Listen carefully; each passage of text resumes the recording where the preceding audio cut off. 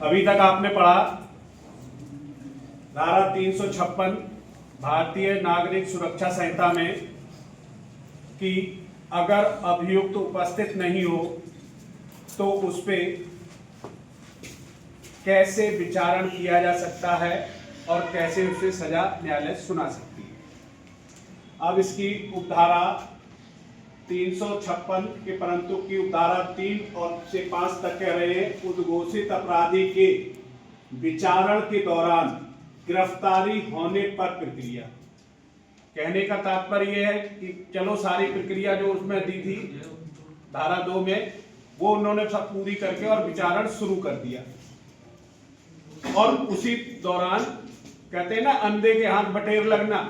अब पुलिस को कोई सूचना मिल गई, जैसे कि अभी आपने यहाँ देखा हो मैनपुरी में ही कहाँ डकैत था, छबराम मारा गया और उसके गैंग का सक्रिय आदमी था जो उस समय मफलूज रहा होगा, इस समय आके गिरफ्तार हुआ, अभी इसी महीने भर पहले की बात है। तो इस तरह अगर वो मिल जाता है गिरफ्तार पुलिस द्वारा करके उसे न्यायालय में प्रोड्यूस किया जाता है या उसके ज्ञान चक्षु खुल जाते हैं, वो खुद ही न्यायालय में उपस्थित हो जाता है, तब क्या प्रक्रिया एडॉप्ट की जाएगी उसके बारे में बताया गया है। तो पहला बिंदु कहता है उद्घोषित अपराधी का किसी अधिवक्ता द्वारा पैरवी नहीं की जाती तो राष्ट्र अपने खर्च पर अधिवक्ता का प्रबंध करेगा।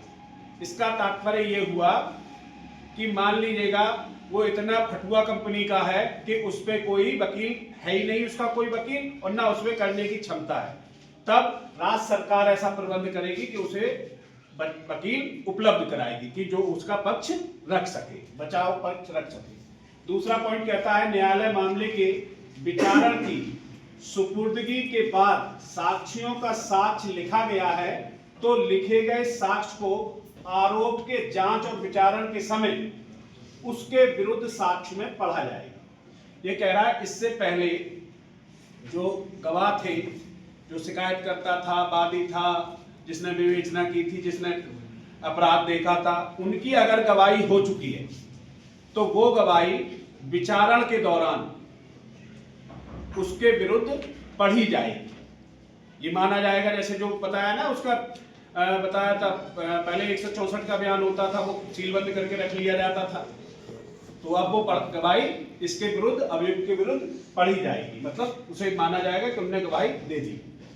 अगला पॉइंट कहता है यदि उद्घोषित अपराधी विचारण के दौरान गिरफ्तार किया जाता है या न्यायालय के समक्ष प्रस्तुत किया जाता है या उपस्थित है, ये बात तो मैंने शुरू में ही बताई। न्यायालय न्याय हित में किसी साक्षी का साक्ष्य उनकी अनुपस्थिति में लिखा गया है जिसकी परीक्षा की जाएगी। यहाँ न्यायालय ने उसको इतना सॉफ्ट कॉर्नर रखा है कि मान लिया उसके आने से पहले किसी साक्षी की साक्ष्य गवाही न्यायालय द्वारा लिखी गई थी, मतलब जिसे बोलते हैं ना जो पहले लिखते पहले जो लिखते हैं ना जो मुख्य परीक्षा होती है, मुख्य परीक्षा लिखी जा चुकी थी। अगर वो आ जाता है नहीं साहब इसमें जो उसका डिफेंस का वकील है कहता है साहब इसमें जिरह भी की जानी चाहिए, तो उसे जिरह करने का मौका दिया जाएगा। ये उसके सॉफ्ट कॉर्नर है न्यायालय की तरफ से, मतलब उसे बोलते हैं क्रॉस एग्जामिन करने का मौका दिया जाएगा। विचारण में साक्षियों का साक्ष्य श्रव्य, दृश्य, इलेक्ट्रॉनिक साधन के माध्यम से भी लिखा जा सकेगा जैसा कि न्यायालय निर्देश दे, क्योंकि आप पहले भी पढ़ चुके हैं कि बीसी के माध्यम से, वीडियो कॉन्फ्रेंस के माध्यम से ऐसे साक्षियों की जिरह भी कराई जा सकती है और चीफ भी लिखवाई जा सकती है। आगे आते हैं इसी का अगला उपधारा 6 से 8 तक के बीच में उद्घोषित अपराधी के विचारण के उपरांत निर्णय तथा अपील की प्रक्रिया। मान लीजिएगा उसको निर्णय दे दिया गया, तब क्या प्रक्रिया अपनाई जाएगी, या उसको अपील करनी है तो क्या प्रक्रिया अडॉप्ट की जाएगी। तो पहला पॉइंट कहता है अपराध के अभियोजन में विचारण प्रारंभ होने के बाद अभियुक्त की स्वेच्छा अनुपस्थिति विचारण जिसके अंतर्गत निर्णय भी सुनाया जाना है। अगर वो स्वेच्छा अनुपस्थित था और निर्णय सुनाया जा चुका है तब क्या होगा, जारी रहने को नहीं रोकेगी। मान लीजिएगा वो आ गया तो जहां विचारण चल रहा है उसके आगे चलेगा, उसको वहां पे रोका नहीं जाएगा। ऐसी समाप्ति पर गिरफ्तार और प्रस्तुत किया जाता है या उपस्थित होता है, मतलब किसी भी स्टेज पे आता है तो विचारण को रोका नहीं जाएगा, सुनवाई जो हियरिंग है उसको रोकी नहीं जाएगी। न्यायालय द्वारा दिए गए निर्णय के विरुद्ध तब तक अपील नहीं होगी जब तक कि उद्घोषित अपराधी स्वयं को अपीलीय न्यायालय के समक्ष उपस्थित नहीं कर देता। मान लीजिएगा ये प्रक्रिया चल रही है सेशन कोर्ट में, तो उसकी सेशन कोर्ट में इन्होंने जजमेंट सुना दिया। अब वो उस जजमेंट के खिलाफ, मान लो उसे सजा 10-20 साल की सजा सुना दी, तो उसके खिलाफ अपील करेगा। तो अपील कहाँ करेगा? हाई कोर्ट में। लेकिन हाई कोर्ट में अपील करने के लिए जो अपील कर रहा है उद्घोषित व्यक्ति है, जो अपराधी है, उसकी वहां पे फिजिकल प्रेजेंट होना बहुत जरूरी है। ये इसे बांध दिया गया है।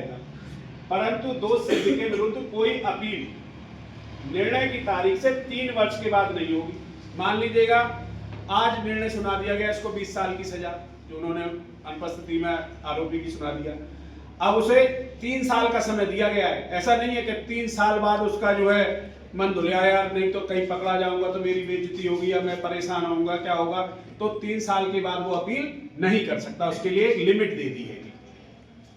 अगली बात है, राज्य अधिसूचना द्वारा फरार अपराधी की उद्घोषणा की अवधि को फरार व्यक्ति पर इस धारा के उपबंधों का विस्तार कर सकती है।